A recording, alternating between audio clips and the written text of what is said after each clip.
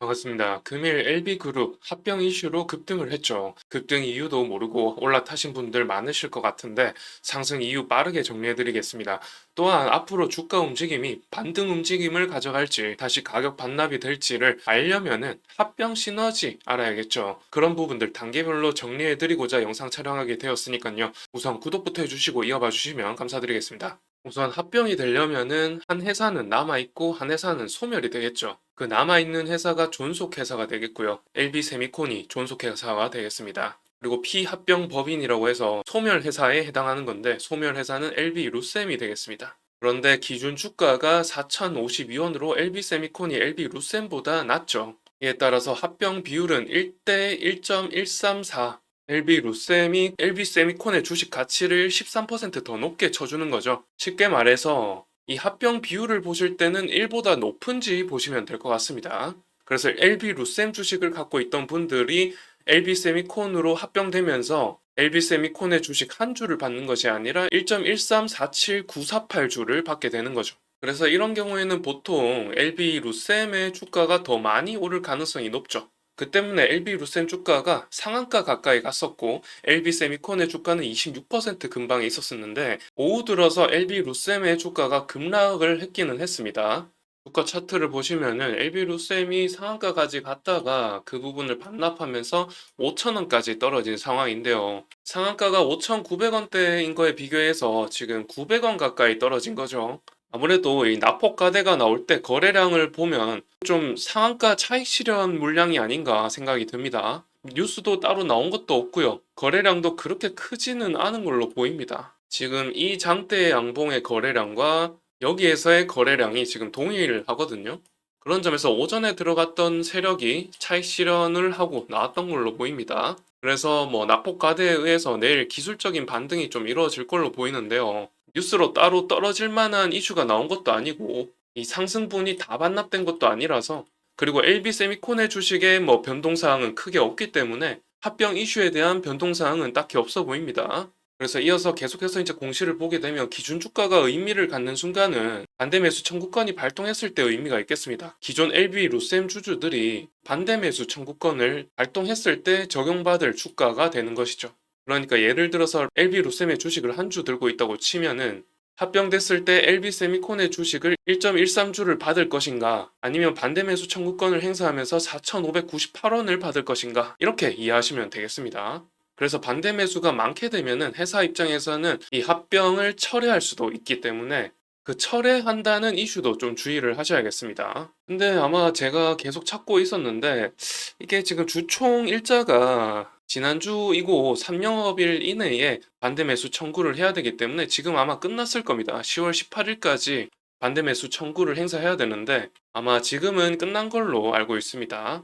그래서 뭐 반대 매수 청구권에 의해서 합병이 무산될 우려는 없어 보이네요. 그러면 이제 합병 시너지 관련해서 좀 정리를 해드려야겠죠. LB세미콘이 이번 합병 공시를 통해서 이 후공정 서비스 포트폴리오에서 연구개발 역량과 고급 인력 확보를 통한 차별성을 확보하고자 하는 것이라고 되어 있습니다. LB세미콘의 홈페이지에서 제품군을 보게 되면은 마이크로 범프라든지 팬아웃 웨이퍼 레벨 패키징 이런 기술들을 갖고 있습니다. 차세대 기술들이라고 하는 이런 기술들과 LB 루셈 같은 경우도 지금 세미컨덕터 후공정 관련해서 테스트 기술, 검사 기술이죠. 테스트 기술을 가지고 후공정 맡고 있는데 따지고 보면 LB 루셈과 LB 세미콘이 굳이 분리를 할 필요가 있었나 싶죠. 그런 점에서 이제 테스트 업체와 패키지 업체가 합쳐지면서 이제 오사트를 만드는 거죠. 오사트라는 것은 후공정 전담 업체를 말하는 거죠. 그래서 다시 말씀드리면은 패키지와 테스트 공정을 합쳐서 국내 제일의 오사트로 거듭나려고 하는 것 같습니다. 그리고 합병을 했을 때 이 두 업체의 재무 구조가 탄탄하다면은 재무 개선이 가능하고 그 재무 개선을 통해서 자금 조달 능력도 강화가 됩니다. 그렇다면은 재무 안정성 면을 한번 같이 보도록 하면요. 자, 먼저 LB 루셈의 재무 안정성을 보도록 하겠습니다. 그냥 차트로만 볼게요. 보시다시피 부채 비율이 16%밖에 되지 않고요. 자산 총계는 2,363억 원입니다. 이어서 LB세미콘의 재무 현황을 보게 되면요. LB세미콘도 뭐 부채 비율 116%, 자산 총계 7,900억, 그리고 부채 총계 4,200억으로 그렇게 썩 나쁜 재무 지표를 보여주진 않고 있죠. 둘 다 부채 비율이 낮고 탄탄한 업체가 되겠습니다. 그런데 이제 수익성을 보게 되면 LB세미콘 같은 경우 좀 꺾였죠. 23년 업황 불황에 의해서 좀 수익성이 꺾였고요. LB루셈도 마찬가지로 23년에 이렇게 업황 불황에 의해서 수익성이 꺾였기 때문에 두 업체가 합침으로써 재무 구조를 탄탄하게 만들고 오사트를 통해서 후공정 솔루션을 만들어 가지고 이런 수익성 흐름을 좀 타개하려는 움직임으로 보입니다. 그래서 합병이 되었을 때 시너지 효과가 좋을 걸로 보여서 이렇게 주가가 급등한 걸로 보이고, 여하튼 뭐 주가 흐름을 보시면은 하락세가 길었던 만큼 여기에 악성 매물들이 많았겠죠. 이 악성 매물들이 소화되는 과정도 있었을 것 같고요. LB루셈은 이렇게 떨어졌는데 LB세미콘은 그 상승분이 반납되지 않고 이 상승했던 것에 좀 윗꼬리가 살짝 달렸습니다만은 이평선에 살짝 걸쳐가지고 종가를 마감했습니다. LB루셈보다는 좀 나은 상황이죠. 그런데 처음에 말씀드렸다시피 LB루셈의 가치를 좀 더 높게 쳐줬기 때문에 LB루셈이 LB세미콘보다 거래량도 많이 들어왔죠.